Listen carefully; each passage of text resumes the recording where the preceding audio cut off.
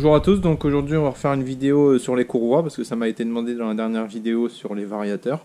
D'ailleurs vous avez été très réceptifs à cette vidéo, vous avez bien commenté et tout, c'était cool. Donc je vous en remercie. Mais un abonné m'a demandé ce que j'utilisais en fonction des varios comme courroie. Donc depuis que j'ai fait de la course, donc c'était l'année dernière, avant je roulais en courroie d'origine. Donc celle-ci, bon ça c'est une lisse mais encrantée. Et le souci que j'avais avec mon vario ER3 pardon, c'est qu'il touchait la poulie quand j'étais vraiment au taquet. Parce qu'elles sont un tout petit peu trop courtes.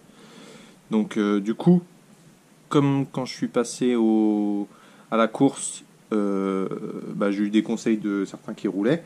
Et donc Lucas Pilardo, notamment, qui m'avait conseillé les courroies bandeau Athena bandeau de chez VSX. Donc je vous mettrai le lien en description avec la longueur et tout, parce que j'ai pas ça de tête. Donc j'ai roulé quasiment toute la saison avec ça. Et franchement ça fait le taf. J'ai pas eu de problème. Après elle coûte peut-être un peu cher, de souvenir c'est une vingtaine d'euros quand même. Donc si tu en retournes une, donc à la vitesse où on roule souvent elle retourne à fond de plage. Autant dire qu'elle se fait découper la gueule. Je vous montrerai une courroie quart tournée, parce que j'en ai une, mais plus tard, je vous montrerai ça tout à l'heure. Donc voilà, donc elles sont un peu plus longues, mais pas de beaucoup. Je vais essayer de vous montrer, ça va être chaud.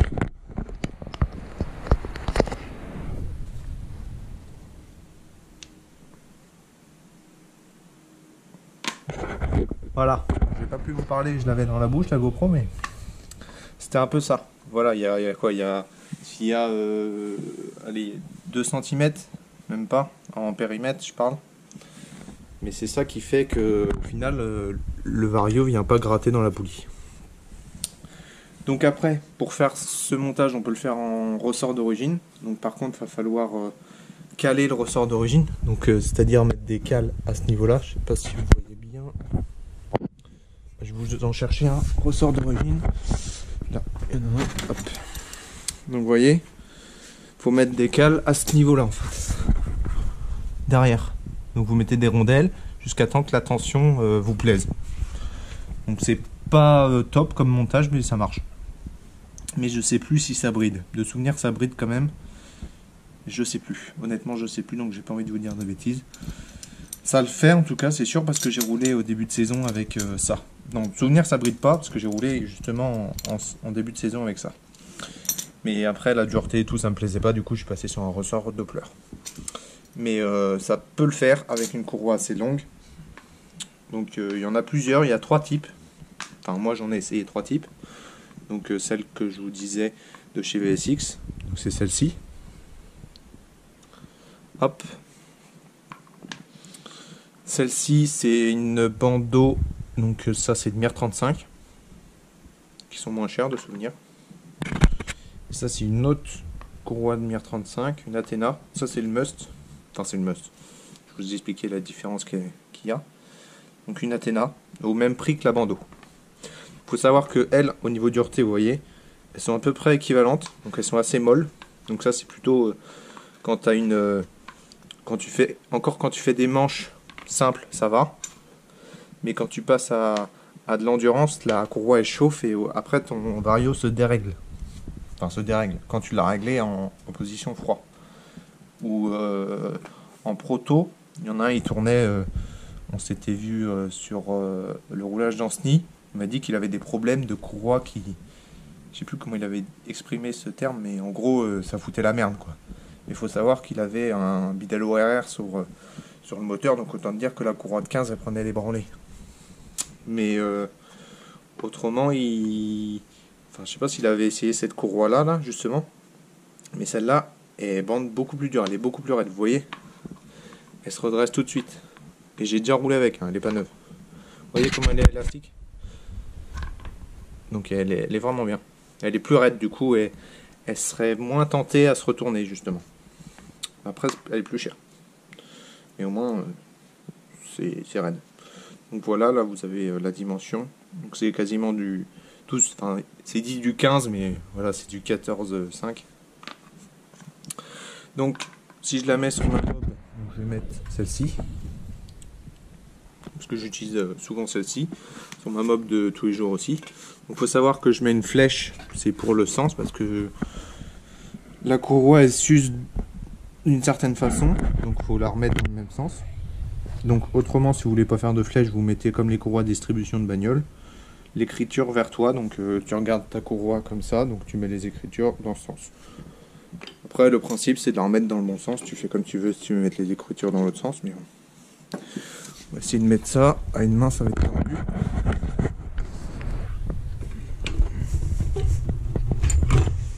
Hop. Voilà, donc là moi j'ai un ressort moteur Doppler, donc comme ça avec des supports maison, donc j'ai tout refait, hein, c'était un choix. Donc voilà, j'ai retaillé la patte Doppler d'origine. Et là, moi j'estime que j'ai la bonne tension. Donc après, c'est à votre ressenti. Hein. Vous voyez, pour moi, elle est bonne. Donc vous avez juste des modifs. Après, je change pas de courroie en fonction du vario. Pour moi, toutes les courroies, c'est les mêmes. Enfin, c'est les mêmes. À part la nuance là que je vous ai dit que la Athena là est plus raide. Après, vous mettez celle que vous voulez. L'important, c'est d'avoir la bonne longueur. Il n'y a pas une courroie qui va avec un vario, c'est ça que je veux dire. Quoi. À part la courroie d'origine qui va avec le vario d'origine. Bien évidemment. Bon, voilà, je vais de l'autre côté. Vous voyez, j'ai remodifié au niveau de la petite patte, on voit pas très bien. C'est un peu sombre. Et au niveau du ressort, voilà le débattement qu'il y a. Juste en mettant la courroie. Je vais essayer d'équiper.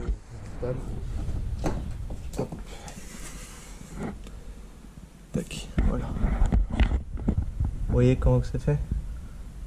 Donc j'ai aussi percé, ça c'est un choix.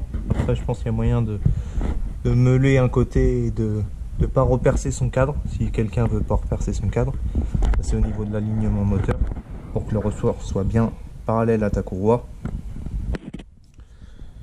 Mais voilà, autrement il y a moyen, vous voyez là, c'est dur d'éclairer et de faire tout en même temps. Voilà, tac.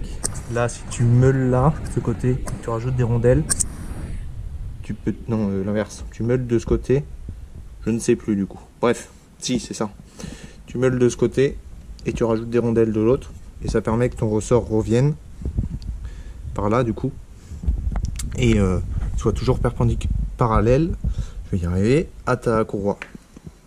La distance entre la courroie et le ressort, ça on s'en fout. L'important c'est qu'elle soit parallèle. Donc voilà, c'est à peu près tout ce que j'ai à dire sur les courroies. C'était une vidéo assez rapide, mais je pense qu'il y a toutes les infos nécessaires. Donc voilà. Après au niveau des pattes, voilà, c'est fait maison. Là le petit trou c'est pour une patte lanceur. Donc c'est exactement le même montage sur mon promo, hein. C'est la même chose, identique, j'ai copié, je vous dire. Donc voilà. Je reviens juste vite fait sur ma 51.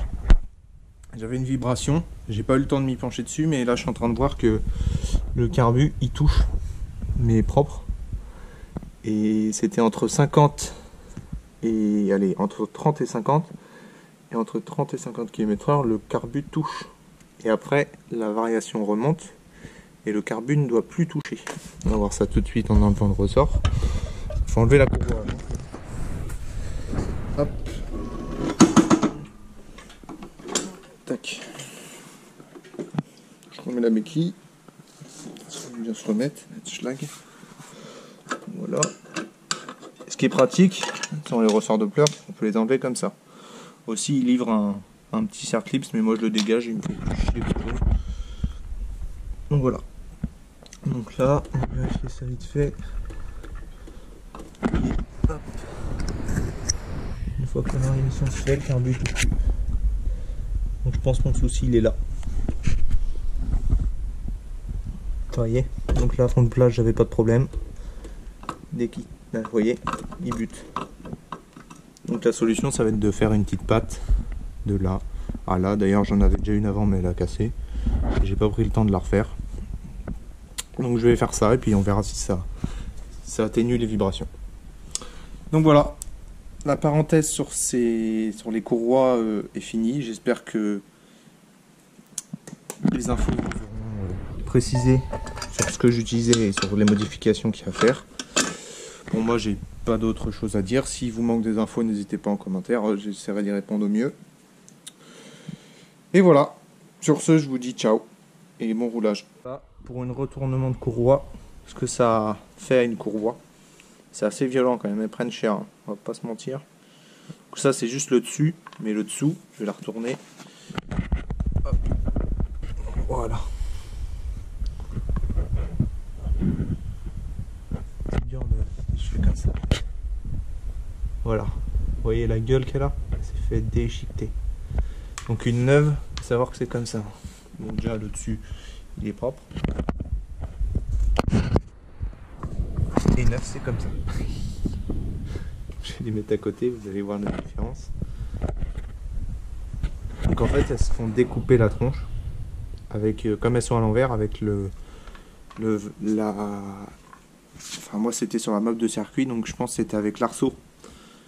L'arceau il frottait comme ça, puis ça me l'a fini. Donc vous voyez, quand je suis pas aligné, je mets des vieilles courroies comme ça et ça m'évite de me baiser une courroie neuve pour un mauvais alignement.